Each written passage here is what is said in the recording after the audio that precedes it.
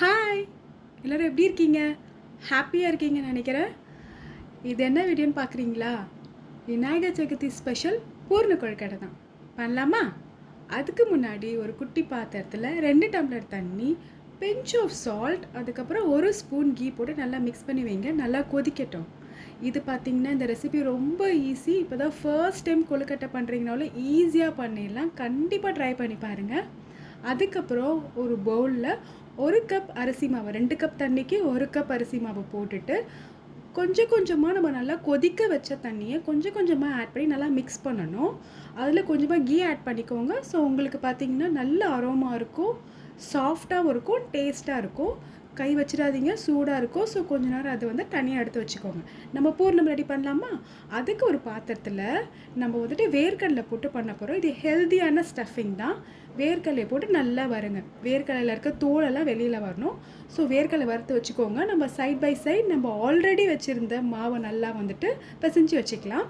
அதுக்கப்புறம் இது கூட வந்துட்டு எல்லோ ஆட் பண்ண போகிறோம். நான் கருப்பெல்லாம் ஆட் பண்ணியிருக்கிறேன். நீங்கள் ஒயிட் கூட ஆட் பண்ணிக்கலாம். அது பொரிய விட்டுட்டு நம்ம ஆல்ரெடி பிசைஞ்சு வச்சுருக்கோம்ல மாவு, அது நல்லா ரெஸ்ட் எடுக்க விட்டுருங்க. ஒரு மிக்ஸி ஜாரில் பார்த்திங்கன்னா வேர்க்கடலை, அதுக்கப்புறம் எள்ளு ரெண்டுத்தையும் போட்டு நல்லா கோர்ஸாக அரைச்சி வச்சுக்கோங்க. இது கோர்ஸாக அரைச்சதுக்கப்புறம் தான் நீங்கள் வந்துட்டு குட்டி குட்டியாக சாப் பண்ண வெல்லம் அதில் போட்டுட்டு திரும்ப நீங்கள் கிரைண்ட் பண்ணிட்டீங்கன்னா உங்களோட ஈஸியான டேஸ்டியான பூர்ணம் ஸ்டஃபிங் ரெடி. இதுக்கப்புறம் மாவு எடுத்து நம்ம கொழுக்கட்டை போடுறது மட்டும்தாங்க வேலை. எவ்வளோ ஈஸியாக இருக்குல்ல? இப்போ இந்த மாதிரி மாவை வந்துட்டு கையில் வந்துட்டு கீயை தடவி விட்டு பால்ஸ் பண்ணிவிட்டு ஒரு கப் ஷேப்புக்கு கொண்டு வரணும். ப்ரெஸ் பண்ண பண்ண பண்ண உள்ளே வந்து தின்னாவும் வெளியில் திக்காகவும் வந்துட்டே வரும். ரொம்ப தின்னாயிடக்கூடாது, ரொம்ப திக்காகவும் இருக்கக்கூடாது. ஸோ இந்த மாதிரி கப் ஷேப்புக்கு கொண்டு வரணும். கொஞ்சம் கொஞ்சமாக நீங்கள் நல்லா ப்ரெஸ் பண்ணிங்கன்னா உங்களுக்கு நல்லா ஃப்ளாட் ஆகும். ஃப்ளாட் ஆனதுக்கப்புறம் உங்களுக்கு எவ்வளோ ஸ்டஃபிங் வேணுமோ நீங்கள் அவ்வளோ ஸ்டஃபிங் நீங்கள் அதில் போடலாம். லைக் ரொம்ப அதிகமாகவும் போட்டுறாதீங்க, ரொம்ப கம்மியாகவும் போட்டுறாதீங்க.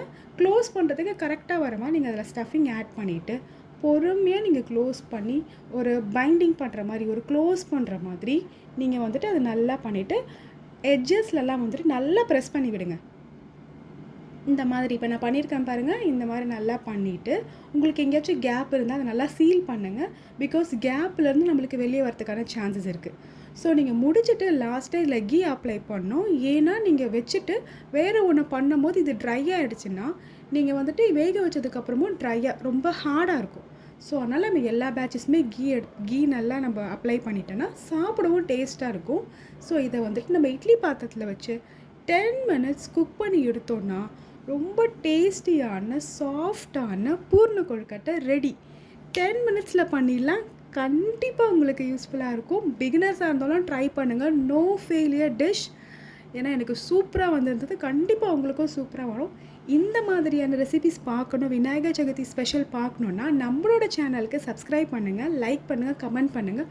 ஆல்ரெடி பால் கொழுக்கட்டை போட்டிருக்கேன், ஷார்ட்ஸில் இருக்குது. அதையும் போய் செக் பண்ணிவிட்டு இந்த விநாயகர் சதுர்த்திக்கு செஞ்சு பாருங்கள். இந்த வீடியோ பிடிச்சிருந்தா லைக் பண்ணுங்கள். பாய்.